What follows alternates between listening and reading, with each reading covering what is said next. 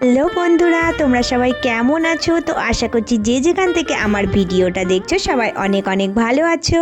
বন্ধুরা, আজ আমি কিন্তু ভীষণ ইম্পর্টেন্ট একটা জিনিস তোমাদের সাথে শেয়ার করব। তো যারা সেলাই কাজ করো তাদের জন্য এটা কিন্তু খুবই উপকারী একটা ভিডিও। দেখো, ফার্স্টেই আমি তোমাদেরকে পিচের ওপরে এই কাটিংটা আজকে মাপ সহ দেখাচ্ছি। তো এই শাড়ির পিসটা কিন্তু আমি 4 ভাঁজ করে নিয়েছি। তো 4 ভাঁজ করে নিয়ে এটা দেখো মাপটা কিভাবে দেখাচ্ছি। এই যে লম্বাটা কিন্তু তোমরা 14.5 রাখবে, কারণ এটা কিন্তু আমি মানে 32 সাইজ ব্লাউজটা বানাচ্ছি। তো 14.5 আর এই দিকে কিন্তু 7 রাখবে। তো 7-এ কেন কাটিং করব সেটাই বলছি। নর্মালের ক্ষেত্রে 6 হয়ে যায়।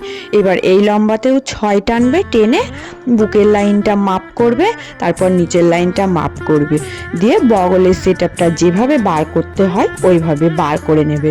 নিয়ে এইভাবে করে তোমরা কিন্তু এই ফরমারের আঁকাটা করে নেবে। দেখো, আমি এইভাবেই কাটিংটা করে নিচ্ছি দাগে দাগে সেম ভাবে।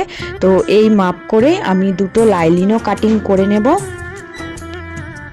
হাতাটা আমি নর্মালি কিন্তু কেটে নিচ্ছি গ্লাস হাতা। তো লাইলিনটা আমি কেটে নিয়েছিলাম, তো লাইলিনটা বসিয়েই আমি হাতাটা সেমভাবে কেটে নিচ্ছি। এবার দেখো, আমি লাইলিনের উপরেই কিন্তু আজকে মাপটা দেখাচ্ছি। তো গলা কিন্তু এইদিকে 2.5 নেবে, 2.5-এর বেশি কখনো নেবে না। 30, 32, 34 কিন্তু 2.5 গলাতেই রাখবে। আর নিচের দিকে আমি 6 রাখছি। তো রেখে দেখো 4 কোনা বক্স করে এটা রাউন্ড গলা হবে, সেম যেরকম চুড়িদারের গলা হয় ওই রকম ভাবেই হবে।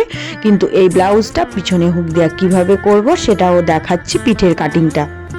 তো এবার দেখো, পিঠের এইদিকে কিন্তু এটা 3 নেবে, কারণ হচ্ছে এটা তোমার এয়ার হোস্টেস পিট করবে। এয়ার হোস্টেস পিট করলে সব সময় কিন্তু 1/2 ইঞ্চি বাড়াবে, 32, 34, এবার 36, 38 হলে 1 ইঞ্চি বাড়াবে, না হলে কিন্তু এয়ার হোস্টেস পিট ফিটনেস আসবে না।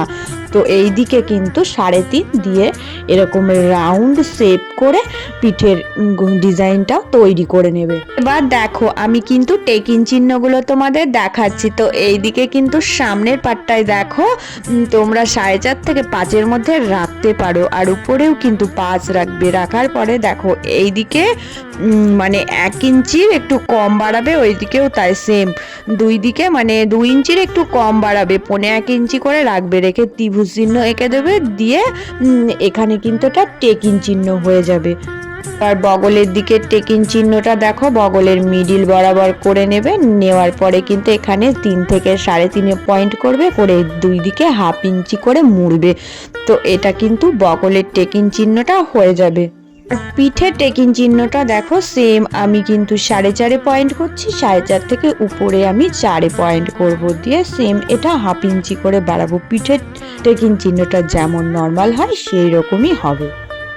এবার দেখো, পিঠে হুক দেব এই ব্লাউজটা। তো এই জন্য দেখো পিঠের মিডিল বরাবর আমি কিন্তু দাগ টেনে নিচ্ছি, নিয়ে এখান থেকে এটা আমি কিন্তু কেটে দেব। তো এখান দিয়ে কিন্তু আমাকে হুকের ঘর ও পট্টিটা তৈরি করে নিতে হবে। সামনে কোনো কাটিং হবে না, শুধু টেকিং দিয়েই আমাকে খোপগুলো তৈরি করতে হবে। আর পিঠে কিন্তু এই সোজা একটা কাটিং হবে, হয়ে আমাকে পিছনে হুক দেওয়াটা করতে হবে। তো দেখো, আমি কিন্তু পুরো সেট করে নিয়ে এসেছি। নিয়ে এখানে তোমাদের আরও একটা টিপস আমি দেখাচ্ছি। দেখো, আমি ব্লাউজটা কিন্তু সোজাভাবে জুড়েছি, কারণ সোজা দিকের সাথে সোজা দিক জুড়েছি। তোমাদের এখানে একটা টিপস দেখাবো বলে। তো এইটা দেখো আমি কি করব, এই যে সোজা দিকটা উল্টিয়ে দেব, উল্টিয়ে দিয়ে ওই দিকে নিয়ে যাব, তাহলে দিয়ে একটা কিন্তু সেলাই দিয়ে দেব। তো এখান দিয়ে একটা সেলাই করে দেব, কাঁধটা মুড়ে দেব। তো কাঁধটা মুড়ে দিলে কি হবে বলো তো, ভিতরে যে সুতো ফুপি সেটা থেকে গেল, আর দেখা যাবে না। তো এইভাবে করেই কাঁধটা জুড়ে নেবে। তো এটা আমি তোমাদেরকে দেখিয়ে দিলাম। বন্ধুরা, এবার দেখো আমি তোমাদেরকে আরও একটা টিপস দেখাচ্ছি। এইবার দেখো, ব্লাউজটা হাতটা সেটিংস করার আগেই কিন্তু তোমরা মানে সুন্দর করে দেখো আমি যেরকম ভাঁজ করছি এইভাবে ভাঁজ করে নেবে। তো নিচের দিকটা সুন্দর করে ভাঁজ করে নিয়ে সেট আপ করবে। এইবার বগলটা কিন্তু আমাদেরকে একটু ঠিক করে কাটতে হবে, কারণ আগেই কিন্তু আমি একটা 3 কেটেছি, একটা 2.5 কেটেছি। তো 1/2 ইঞ্চি ওখানে বেড়ে থাকবে। তো আমি কি করব, দেখো চক দিয়ে সুন্দর করে কিন্তু এইভাবে আমি রাউন্ড শেপে মানে বগলে শেপে আঁকবো। আঁকার পরে কিন্তু দেখো আমি কাঁচি দিয়ে সমান করে কেটে দেব, তাহলে কিন্তু খুব সুন্দর হয়ে যাবে, আর কোনো কিন্তু ভুল হবে না। তো এইভাবে বগলের সেটআপটা আমাকে করে নিতে হবে। যখন হাতটা লাগাবে তার আগে এইভাবে করে সুন্দর করে কেটে ফিনিশিং দেবে।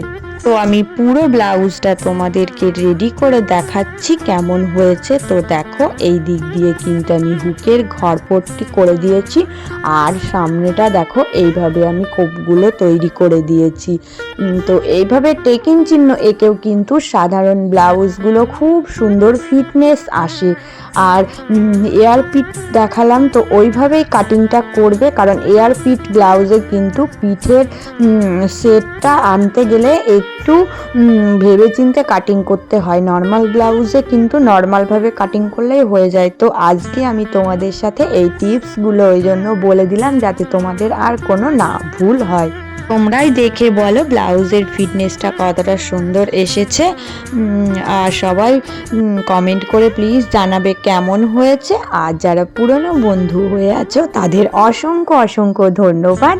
আর নতুন বন্ধু যারা, তারা প্লিজ চ্যানেলটা সাবস্ক্রাইব করে দিয়ে পাশে থেকো। তো আমি এইরকম আরও অনেক হেল্পফুল ভিডিও তোমাদের সাথে শেয়ার করব। তো তোমরা সবাই অনেক অনেক ভালো থেকো।